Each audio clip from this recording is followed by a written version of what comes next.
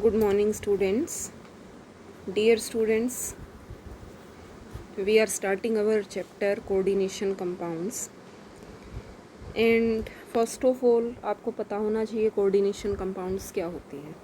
Actually जो हमने coordinate bond पढ़ा है, कोऑर्डिनेट बॉन्ड तो किस किस के बीच में बनता है, that is found between any two atoms in which one atom donates its electron to the second and the sharing it is done between the two.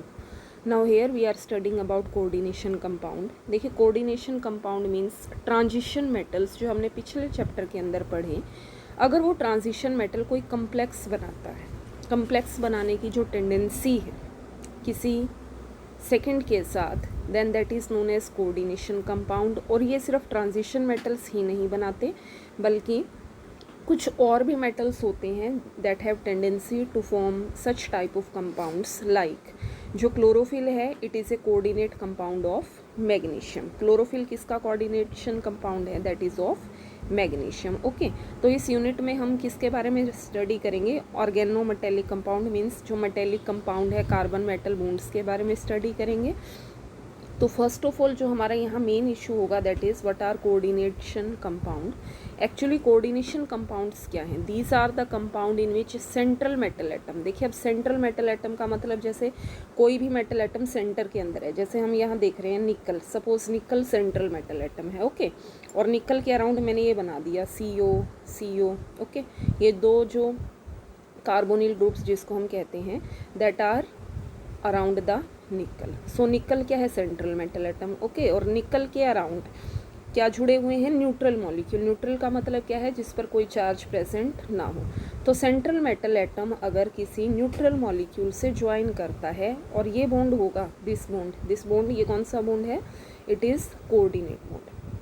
Coordinate means donation of loan pair of electron by these ions. Means ये जो ions हैं ये क्या करेंगे, donate करेंगे किस चीज़ को, electrons को. या न्यूट्रल मॉलिक्यूल है जो ये अपने इलेक्ट्रॉन डोनेट करेगा. किसको डोनेट करेगा, अगर सेंट्रल मेटल एटम को डोनेट करता है then it is known as, क्या कहेंगे हम इसको, कोऑर्डिनेशन कंपाउंड. लाइक NiCO4 जिसका मैंने एग्जांपल दिया, निकल टेट्रा कार्बोनिल, जिसमें जो CO मॉलिक्यूल है, CO कार्बोनिल जो ग्रुप है सेंट्रल मेटल एटम से बॉन्ड बनाता है थ्रू द कोऑर्डिनेट बॉन्ड, और we can say by donating lone pair of electron, so it is a coordination compound.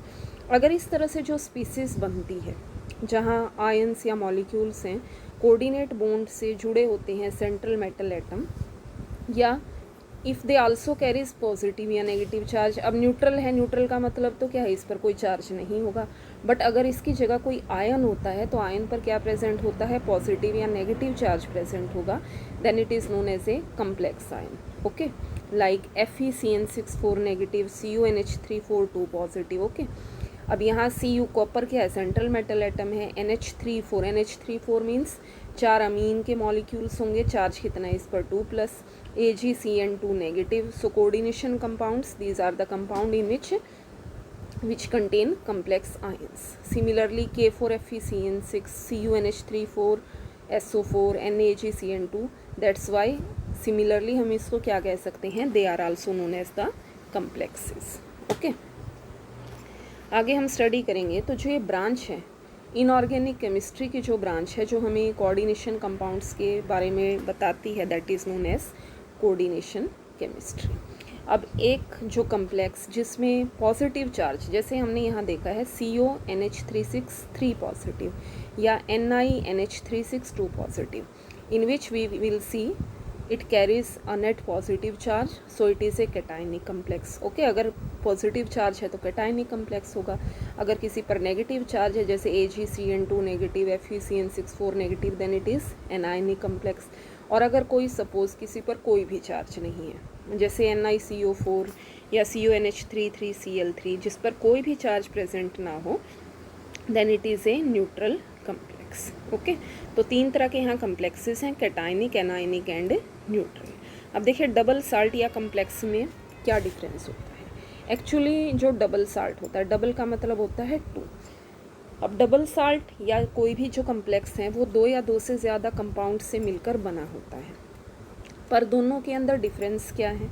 Difference है जैसे जो डबल साल्ट है, जैसे डबल साल्ट का एग्जांपल है कार्नेलाइट KCl MgCl2.6H2, मोहर साल्ट है FeSO4.NH4 पोटाशियम है, ये भी डबल साल्ट है। दे डिसोसिएट इनटू आयंस, ये पूरी तरह से आयंस के अंदर डिसोसिएट हो जाते हैं अगर आप इनको वाटर में डिसोल्व करते हैं, जैसे KCl.MgCl2.6H2, ठीक है। फॉर्मूला किसका है ये, कार्नेलाइट का। ये कम्प्लीटली डिसोसिएट होगा किसके अंदर, देखिए के positive potassium ions, Mg2+ magnesium ions, chloride ions and water molecule. Similarly ये भी डिसोसिएट होगा Fe2+ NH4+ यहाँ से, and sulphate ions SO4 2- + 6H2। और अगर आप किसी कम्प्लेक्स की बात करते हैं तो दे डू नॉट डिसोसिएट, वो कम्प्लीटली डिसोसिएट नहीं होते। जैसे हम लिखते हैं K4FeCN6, ओके, जिसका फॉर्मूला हम इस तरीके से भी लिख सकते हैं FeCN2.4KCN। अब ये किस किस में डिसोसिएट होगा, K positive FeCN6 4 negative aqueous solution में। The solution does not give the test of ferrous ion and cyanide ion, क्योंकि जो कम्प्लेक्स है FeCN6 4 नेगेटिव ये डिसोसिएट नहीं होता। मीन्स K4FeCN6 डिसोसिएट होता है सिर्फ किसके हैं, K positive FeCN6 4 negative, but ये जो FeCN6 4 नेगेटिव है ये फर्दर डिसोसिएट नहीं होगा, मीन्स कंप्लीट डिसोसिएशन इसका नहीं होता, ओके। तो ये डिफरेंस है, किसके अंदर डिफरेंस है ये, this is the difference between we can say double salt and complex के अंदर। अब नेक्स्ट देखिए आप, जैसे K4FeCN6 इसके अंदर तो डिसोसिएट हो गया, बट आगे क्या है, ये फेरस आयन और साइनाइड आयन के अंदर डिसोसिएट नहीं होता। तो हम यहाँ देख लेंगे इसके जो मेन पॉइंट्स है डिफरेंस के, आप यहाँ से नोट करेंगे। जैसे डबल साल्ट में यूजुअली सिंपल साल्ट होता है जिसमें रेशो क्या होती है, बराबर। कम्प्लेक्स कंपाउंड, इसके अंदर जो साल्ट होता है सिंपल साल्ट है which they are formed, they are may or may not be in equimolar proportion, means इसमें जो रेशो होती है ना आयंस की वो क्या है, इक्वल नहीं होती। ये किसके अंदर एग्जिस्ट करता है डबल साल्ट, सॉलिड स्टेट के अंदर। और एक्वस सॉल्यूशन अगर होता है, एक्वस का मतलब एडिशन ऑफ वाटर अगर होता है तो कम्प्लीटली आयंस में डिसोसिएट हो जाता है। अब नेक्स्ट जो है वो complex salt exist in solid में भी होता है और एक्वस में भी होता है, क्योंकि अगर आप इसको सॉल्यूशन में भी लेते हैं तो भी क्या है, ये कम्प्लीटली आयंस के अंदर डिसोसिएट नहीं होता, जैसे हमने अभी डिस्कस किया था। डबल साल्ट कैसा होता है, आयनिक कंपाउंड है, ओके, आयनिक आयंस प्रेजेंट होती हैं और इसमें कोई कोऑर्डिनेट बॉन्ड नहीं होता। बट कम्प्लेक्स कंपाउंड जो होगा ना, जो हम इस चैप्टर में स्टडी करेंगे, ये आयनिक या हो भी सकता है नहीं भी, बट ऑलवेज हमेशा इसमें क्या प्रेजेंट होता है, कोऑर्डिनेट बॉन्ड प्रेजेंट होगा। जो डबल साल्ट की प्रॉपर्टीज़ हैं बिल्कुल सेम होती हैं जिससे मिलकर वो बनता है। जैसे हमने पढ़ा ना कार्नेलाइट है तो उसकी जो आयंस होंगे उनकी प्रॉपर्टीज़ बिल्कुल सेम होंगी जिससे फॉर्म होकर वो कंपाउंड बना है, बट कोऑर्डिनेशन कंपाउंड्स बिल्कुल जिससे मिलकर वो बने हैं उनसे उनकी प्रॉपर्टीज़ क्या होंगी, they are totally different. Double salt में मेटल की वैलेंसी नॉर्मल होती है, बट यहाँ हम स्टडी करेंगे फर्दर जो कोऑर्डिनेशन कंपाउंड है इसमें दो तरह की वैलेंसी होती है, प्राइमरी एंड सेकेंडरी, जिसको हम फर्दर डिस्कस करेंगे। डबल साल्ट अपनी आइडेंटिटी लूज़ कर देता है अगर आप इसको सॉल्यूशन में डिसोल्व करते हो, बट कोऑर्डिनेशन कंपाउंड की आइडेंटिटी क्या है, एज इट इज़ ही रहती है। अब जैसे यहाँ है green colour of leaves is due to presence of chlorophyll which is a complex compound, इसमें कौन सा मेटल प्रेजेंट है, हमने डिस्कस किया magnesium. Vitamin B complex, vitamin B12, कौन सा जो विटामिन है वो हमारे मेटल हमारी बॉडी में एंटर करता है, कोबाल्ट। अगर हीमोग्लोबिन कम है और वी कैन से किस मेटल की डेफिशिएंसी होगी आपकी बॉडी में, we will know very this is deficiency of iron. किसकी डेफिशिएंसी हो जाती है हमारी बॉडी में, डेफिशिएंसी ऑफ आयरन, ओके। तो ये है हमारे जो कोऑर्डिनेशन कंपाउंड्स हैं और डबल साल्ट में जो है वो क्या डिफरेंस होगा, ओके। नेक्स्ट जो है वो हम स्टडी करेंगे जर्नल जो रिलेटेड टर्म्स हैं इसी से, कुछ इम्पॉर्टेंट जो करेक्टरिस्टिक्स हैं किस चीज़ के, चिलेट्स। अब चिलेट्स से पहले मैं आपको बता दूं first of all from the very further, यहाँ कुछ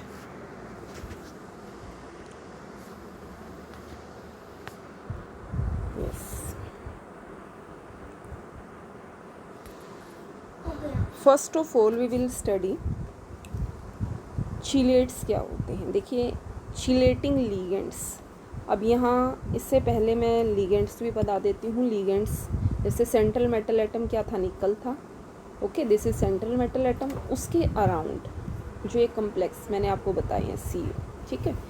these all are known as ligands, means जो अपने इलेक्ट्रॉन्स डोनेट करते हैं किसको, सेंट्रल मेटल एटम को, these are known as ligands and this is known as central metal atom. Okay, so first of all जो ligands होते हैं they may be unidentate. Unidentate means जो सिर्फ which will attack from only one side. Okay, तो first of all हम पढ़ेंगे यहाँ पर एम्बीडेंटेड लीगेंड्स क्या होते हैं। एम्बीडेंटेड ligand means unidentate ligands containing more than one coordinating atom. इस तरह के यूनिडेंटेड लीगेंड जिसमें सिर्फ एक ही कोऑर्डिनेटिंग एटम है, ठीक है। अब कई बार ऐसा होता है जिसमें एक से ज़्यादा कोऑर्डिनेटिंग एटम हो जाते हैं, तो उनको हम क्या कहेंगे, they are known as ambidentate, means जो दो साइड से अटैक कर सके। जैसे यहाँ देखिए आप, फर्स्ट ऑफ ऑल मैं एग्जांपल बता दूँ आपको, NO2 नेगेटिव कहते हैं हम इसको, नाइट्राइटो, ठीक है। अब इस नाइट्रो ग्रुप के अंदर क्या प्रेजेंट है, नाइट्रोजन या ऑक्सीजन है। सिमिलरली CN नेगेटिव है। अब अगर ये किसी मेटल के साथ प्रेजेंट है, M मीन्स मेटल, यहाँ आप देख रहे हो नाइट्रोजन जो है वो बॉन्ड बना रहा है, कोऑर्डिनेट बॉन्ड किसके साथ, मेटल के साथ। सेकंड केस में आप क्या देख रहे हो, you will see that oxygen जो है वो अपने इलेक्ट्रॉन डोनेट कर रहा है किसको, मेटल को। मीन्स यही नाइट्राइटो N एंड ये क्या लिखा हमने, नाइट्राइटो O। तो इन दोनों में क्या डिफरेंस हुआ, देखो फॉर्मूला तो सेम है, NO2 नेगेटिव, बट एक में जो अटैक है वो कहाँ से हो रहा है, नाइट्रोजन से, सेकंड में कहाँ से हो रहा है, ऑक्सीजन से। सिमिलरली अगर CN मेटल के साथ अगर कार्बन जुड़ा है तो हम क्या कहेंगे, इसको साइनो कहेंगे। और अगर इसके साथ हो NC, ठीक है, M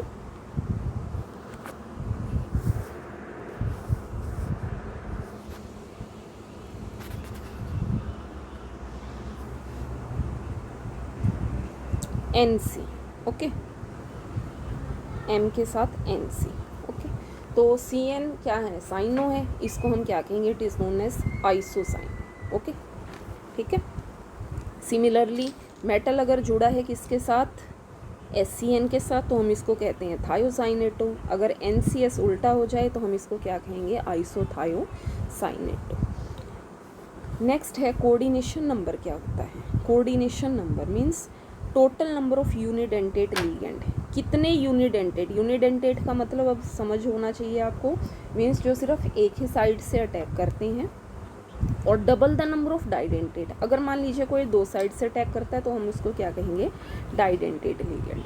तो सेंट्रल मेटल एटम से कितने लीगेंड्स जुड़े हुए हैं कोऑर्डिनेट बॉन्ड के through, it is known as coordination number. जैसे एग्जांपल है हमारे पास AgCN2 नेगेटिव, ठीक है, या CrNH342 पॉजिटिव, CrH2O63 पॉजिटिव। इसमें आप क्या देख रहे हो, AgCN2 नेगेटिव, इसके अंदर CN कितने हैं, 2 हैं, तो हम क्या कहेंगे, कोऑर्डिनेशन नंबर कितना है, 2 है। कॉपर के साथ NH3 कितने जुड़े हैं, 4 हैं, तो हम क्या कहेंगे, कोऑर्डिनेशन नंबर 4 होगा। सिमिलरली वाटर कितने मॉलिक्यूल जुड़े हैं, 6 हैं, तो कोऑर्डिनेशन नंबर कितना होगा, 6 होगा। इसी तरीके से जो सेकेंड कम्प्लेक्स है Fe, और इसको हम कहते हैं, this is oxalato ions, C2O4 negative. C2O4 का मतलब CO negative and COO negative. तो इसमें कोऑर्डिनेशन नंबर जो Fe का होगा वो 6 होगा, क्योंकि जो ये ऑक्सिलेट आयंस है actually these are the didentate ligands. जो कॉमन ऑक्सीडेशन स्टेट है वो होती है इसमें 2, 4, 6, और जो बहुत कम कॉमन होती है दैट इज़ 3, 5, 7 एंड 8। नेक्स्ट है हमारे पास अब कोऑर्डिनेशन स्फीयर क्या है। Coordination sphere central metal atom और जो लीगेंड्स हैं, central metal atom and ligands they are directly attach in square brackets, square bracket में प्रेजेंट होते हैं, and this is known as coordination sphere, या इसको हम क्या कहते हैं, कोऑर्डिनेशन एंटिटी कहते हैं। जो लीगेंड्स है या सेंट्रल मेटल एटम है, they will behave as a single constituent और जो आयोनाइजेबल ग्रुप मीन्स जो आयंस हैं वो तो ब्रैकेट से बाहर होते हैं and these are known as counter ions. अब इसका एग्जांपल बताती हूँ, जैसे मैं आपको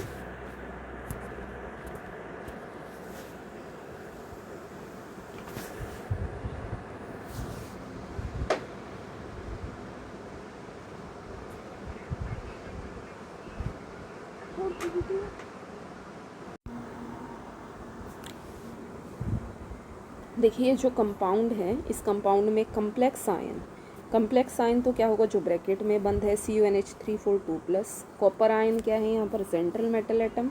NH3 क्या होगा, लिगेंड्स। ये टोटली क्या बनाते हैं, कोऑर्डिनेशन स्फीयर की फॉर्मेशन करते हैं। और देखिए जो ब्रैकेट से बाहर होते हैं actually these are known as counter ions. Similarly आप यहाँ देखेंगे K2PtCl6 में, अब ब्रैकेट से बाहर क्या है, पोटाशियम है, तो ये क्या कहलाएंगे, these are known as counter ions. PtCl6 platinum क्या होगा, सेंट्रल मेटल एटम, और Cl क्या होगा यहाँ पर, दीज आर द लिगेंड्स। तो कंप्लीट को हम क्या कहते हैं, this is known as coordination sphere. Next है कोऑर्डिनेशन पॉलीहेड्रा।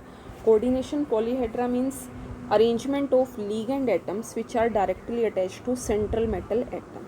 मीन्स हमें अरेंजमेंट करना है लीगेंड एटम का, किस तरीके से आप अरेंज कर सकते हैं, उनको क्या शेप प्रोवाइड कर सकते हैं सेंट्रल मेटल एटम के जब अराउंड होते हैं। तो इस कंप्लीट को हम क्या कहेंगे, this is known as coordination polyhedra. जैसे यहाँ शेप्स बताई हैं, कैसी शेप्स हो सकती हैं, टेट्राहेड्रल है, स्क्वायर प्लेनर है, ऑक्टाहेड्रल है, या ट्राइगोनल बाई पिरामिडल हो, जैसे PtCl4 2 नेगेटिव। ठीक है, PtCl4 2 नेगेटिव, इसकी शेप है यहाँ पर स्क्वायर प्लेनर। जैसे आप यहाँ देख रहे हो स्क्वायर प्लेनर शेप है ये, this is square planar shape. Central metal atom around क्या प्रेजेंट होंगे, लीगेंड्स प्रेजेंट होंगे। सिमिलरली मेटल एटम है, अगर अराउंड लीगेंड इस तरीके से प्रेजेंट है तो this shape it is tetrahedral. Similarly अगर मेटल एटम है और अराउंड लीगेंड्स प्रेजेंट है, सच type of shape it is octahedral. Like in case of, किस केस में है, जैसे you will see in case of CuNH3 positive. Okay, this is the shape. Similarly FeCO5 trigonal bipyramidal, नीचे देख रहे हैं आप, this is the shape trigonal bipyramidal. Okay, तो सच टाइप इस तरीके का जो अरेंजमेंट है it is known as coordination polyhedra. Next है देखिए ऑक्सीडेशन नंबर। ऑक्सीडेशन नंबर हमने ये +1 क्लास में भी पढ़ा। ऑक्सीडेशन नंबर आप किस तरीके से, सेंट्रल मेटल एटम का ऑक्सीडेशन नंबर मीन्स चार्ज कितना प्रेजेंट होता है, और आप चार्ज किस तरीके से निकालोगे सेंट्रल मेटल एटम को।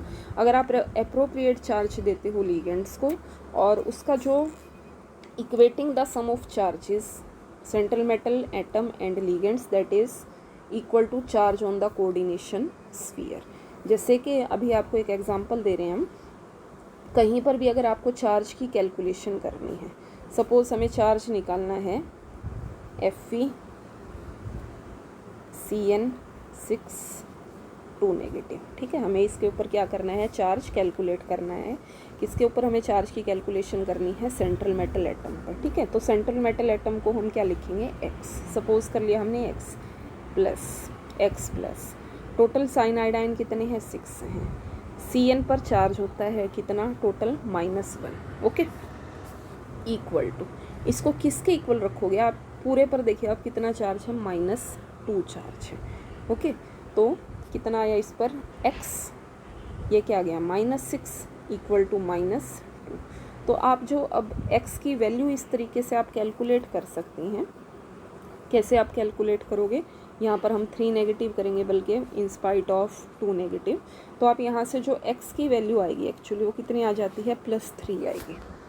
सो by doing this we can calculate the oxidation number. हम क्या कैलकुलेट कर सकते हैं, यहाँ से ऑक्सीडेशन नंबर को ईजिली कैलकुलेट कर। नेक्स्ट है देखिए charge on the complex ion, means complex ion पर टोटल चार्ज कितना होगा। This is the charge carried by complex ion is algebraic sum of charges carried by central metal atom and the ligands. ये total जो charge होता है जो किस किस के ऊपर प्रेजेंट होता है, सेंट्रल मेटल एटम और लीगेंड्स के ऊपर। जैसे AgCN2, ठीक है, Ag पर चार्ज कितना, +1, Cn पर चार्ज कितना, -1। तो नेट चार्ज हम यहाँ देखेंगे कितना होता है, that is actual -1 charge present होगा। होमोलेप्टिक एंड हेट्रोलेप्टिक कम्प्लेक्स क्या होते हैं? होमो का मतलब अगर सेम लिगेंड्स जुड़े हैं, जैसे CONH3 पॉजिटिव, अगर सेम लिगेंड्स जुड़े हैं तो हम क्या कहते हैं? This is homoleptic complex. But अगर लिगेंड्स क्या हैं? डिफरेंट हैं, then it is known as heteroleptic complex. Similarly homonuclear and polynuclear complex क्या होते हैं? In which only one atom is present. अगर एक ही मेटल एटम प्रेजेंट होता है, जैसे यहाँ पर आप देख रहे हो एक ही मेटल एटम प्रेजेंट है ना, तो इसको हम क्या कहेंगे? Homonuclear complex. बट अगर एक से ज़्यादा मेटल एटम्स प्रेजेंट होते हैं, that it is known as the polynuclear complex. Okay, तो आज आप यही स्टडी करेंगे, क्या होते हैं होमोलेप्टिक, हेट्रोलेप्टिक, या जो भी आपको वेरियस डेफिनेशन स्टडी करवाई हैं। ओके।